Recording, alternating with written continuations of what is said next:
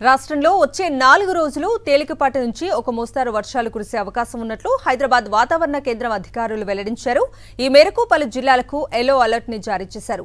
అదే సమయంలో పలు జిల్లాల్లో వడగాల్పులు వీచే అవకాశం ఉందని తెలిపారు.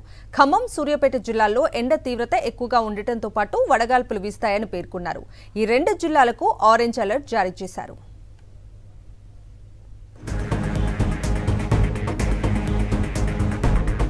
ఇక ఏపీలో ఎండ తీవ్రత నుంచి తాత్కాలిక ఉపశమనం లభించింది. కోస్తా, రాయలసీమ మీదుగా ద్రోణి కొనసాగుతుండటంతో గడిచిన 2 రోజుల్లో గరిష్ట ఉష్ణోగ్రతల్లో దాదాపు 4 డిగ్రీల సెల్సియస్ ఉష్ణోగ్రత తక్కువగా నమోదవుతున్నాయి.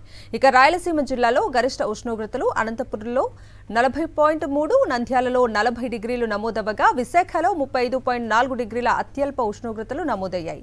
మరో 3-4 రోజుల పాటు గరిష్ట ఉష్ణోగ్రతల్లో స్వల్ప తగ్గుదల ఉండనున్నట్లు వాతావరణ శాఖ అధికారులు తెలిపారు.